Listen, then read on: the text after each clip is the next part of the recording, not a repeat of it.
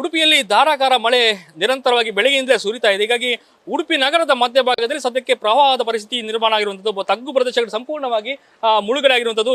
ನೋಡ್ತಾ ಇರಬಹುದು, ಇದು ಪಾಡಿಗಾರು ಗುಂಡಿಬೈಲು ಪಾಡಿಗಾರು ಸ್ಥಳ ಭಾಗ. ಇದು ನಗರದ ಮಧ್ಯಭಾಗದಲ್ಲಿ ಇರುವಂತಹ ಒಂದು ಪ್ರದೇಶ ಅಂತ ಹೇಳ್ಬೋದು. ಇದು ಸಂಪೂರ್ಣವಾಗಿ ಮುಳುಗಡೆ ಆಗಿದೆ. ನೋಡ್ತಾ ಇರಬಹುದು, ಸೊಂಟದವರೆಗೆ ನೀರು ಇರುವಂಥದ್ದು. ಮುಂದೆ ಮುಂದೆ ಹೋದ ಕೂಡಲೇ ಎದೆಯ ಭಾಗದವರೆಗೂ ನೀರು ಇರುವಂಥದ್ದು. ಬಹಳಷ್ಟು ವೇಗವಾಗಿ ನೀರಿನ ವೇಗ ಇರುವಂಥದ್ದು. ಇದು ಸಂಪೂರ್ಣವಾಗಿ ಇದು ನದಿ ನೀರಲ್ಲ, ಬಹಳಷ್ಟು ತೋಡಲ್ಲಿ ಹರಿಯುವಂತಹ ಮಳೆ ನೀರು. ಇದು ಸಂಪೂರ್ಣವಾಗಿ ಪ್ರತಿ ವರ್ಷದಂತೆ ಈ ವರ್ಷವೂ ಈ ಭಾಗದಲ್ಲಿ ಇದೇ ಪರಿಸ್ಥಿತಿ ನಿರ್ಮಾಣವಾಗಿದೆ. ಮನೆಗಳು ಭಾಗಶಃ ಮುಳುಗಡೆ ಆಗಿರುವಂಥದ್ದು. ಸುಮಾರು 100ಕ್ಕೂ ಅಧಿಕ ಮನೆಗಳು ಈ ಭಾಗದಲ್ಲಿ ಇದೆ. ಈ ಭಾಗದಲ್ಲಿ ಪಿಜಿಗಳು, ಮುಖ್ಯವಾಗಿ ಮನೆಯೊಂದಿಗೆ ಪಿಜಿಗಳು ಇರುವಂಥದ್ದು. ನೋಡ್ತಾ ಇರ್ಬೋದು, ಈ ಭಾಗದಲ್ಲಿ ಇರುವಂತಹ ಮನೆಗಳ ಬಾವಿಗಳು ಕೂಡ ಸಂಪೂರ್ಣವಾಗಿ ಮುಳುಗಡೆ ಆಗಿದೆ. ಬಾವಿಗಳು ಮುಳುಗಡೆ ಆಗ್ತದೆ. ಯಾವ ಪರಿಸ್ಥಿತಿಗೆ ಈ ಪಾಡಿಗಾರು ಏನು ಬಂದು ತಲುಪಿದೆ ಅನ್ನುವಂಥದ್ದು ನೋಡ್ತಾ ಇರ್ಬೋದು. ಇದು ಸಂಪೂರ್ಣವಾಗಿ ಮನೆಯಿಂದ ಯಾರು ಹೊರಗೆ ಬರಲಾರದ ಸ್ಥಿತಿ ಇರುವಂಥದ್ದು. ಬಹಳಷ್ಟು ಮನೆಗಳು ಈಗಾಗಲೇ ಲಾಕ್ ಮಾಡಿ ಮನೆ ಬೇರೆ ಕಡೆ ಸ್ಥಳಾಂತರ ಆಗಿದ್ದಾರೆ ಮಹಾರಾಷ್ಟ್ರ ನಿವಾಸಿಗಳು. ಹೀಗಾಗಿ ಯಾರು ಕೂಡ ಹೊರಗೆ ಬಾರಲಾರಂತ ಸ್ಥಿತಿ ನಿರ್ಮಾಣವಾಗಿದೆ. ಮುಂದಿನ ಭಾಗದಲ್ಲಿ ಪಿಜಿಗಳು ಕೂಡ ಇದೆ. ಬಹಳಷ್ಟು ಕಾರುಗಳು ಕೂಡ ಸಂಪೂರ್ಣವಾಗಿ ಮುಳುಗಡೆ ಆಗಿರುವಂಥದ್ದು. ಮನೆಗಳು ಬಹಳಷ್ಟು ಅರ್ಧ ಭಾಗದಷ್ಟು ಮುಳುಗಡೆ ಆಗಿದೆ. ಇನ್ನು ಮುಂದುವರಿದಂತೆ ಅಲ್ಲಿ ಬಹಳಷ್ಟು ಪಿಜಿಗಳಿವೆ. ಬಹಳಷ್ಟು ವಿದ್ಯಾರ್ಥಿಗಳು ಈ ಭಾಗದಲ್ಲಿ ಇದ್ದಾರೆ. ಬೇರೆ ಬೇರೆ ಹೊರ ಜಿಲ್ಲೆಯಿಂದ ಬಂದಂತ ವಿದ್ಯಾರ್ಥಿಗಳೆಲ್ಲರೂ ಕೂಡ ಈ ಭಾಗದಲ್ಲಿ ಈ ಪಿಜಿಯಲ್ಲಿ ಇರುವಂಥದ್ದು.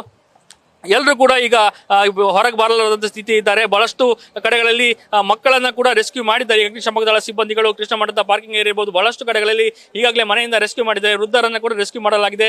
ಅಲ್ಲಿ ಸಮೀಪದಲ್ಲಿರುವಂತಹ ಖಾಸಗಿ ಹೋಟೆಲ್ಗಳಲ್ಲಿ ಅವರನ್ನು ಇರಿಸಲಾಗಿರುವಂಥದ್ದು. ಈ ಭಾಗದಲ್ಲಿ ಕೂಡ ಈ ರೆಸ್ಕ್ಯೂ ಕಾರ್ಯಾಚರಣೆ ನಡೀತಾನೆ ಇದೆ. ಮುಖ್ಯವಾಗಿ ಈ ಭಾಗದ ವಿದ್ಯಾರ್ಥಿಗಳು ಇವತ್ತು ಶಾಲೆಗೆ ರಜೆ ಕೊಡಲ ಹಿನ್ನೆಲೆಯಲ್ಲಿ ಏಕಾಗಿ ಕಾಲೇಜಿಗೆ ಹೋಗುವ ಸಂದರ್ಭದಲ್ಲಿ ನೆರೆ ನೀರು ನುಗ್ಗಿರುವಂಥದ್ದು.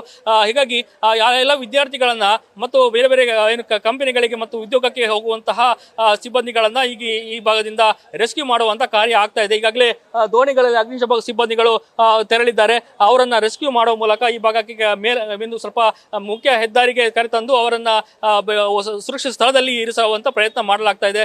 ಈ ಭಾಗದಲ್ಲಿ ನಿವಾಸಿಗಳ ಒಂದೇ ಒಂದು ಆಕ್ರೋಶ ಏನಂದ್ರೆ, ಈ ಭಾಗದಲ್ಲಿ ಈ ನಗರದಲ್ಲಿ ಹರಿಯುವಂತ ನೀರು ಆ ತೋಡಿನ ಮೂಲಕ ಸರಿಯಾಗಿ ಹೋಗಲಾಗದೆ. ಅಂದ್ರೆ ಆ ತೋಡಿನ ಏನು ಗಾತ್ರ ಏನಿದೆ ತುಂಬಾ ಕಿರಿದ ಹೋಗ್ತಾ ಇದೆ. ಪ್ರತಿ ವರ್ಷಕ್ಕೂ ಈ ಭಾಗದ ತೋಡು ಏನಿದೆ ಬೃಹತ್ ದೊಡ್ಡ ಗಾತ್ರದ ತೋಡುಗಳೆಲ್ಲ ಸಣ್ಣ ಗಾತ್ರಕ್ಕೆ ತಿರುವು ಪಡೆದುಕೊಳ್ತಾ ಇದೆ.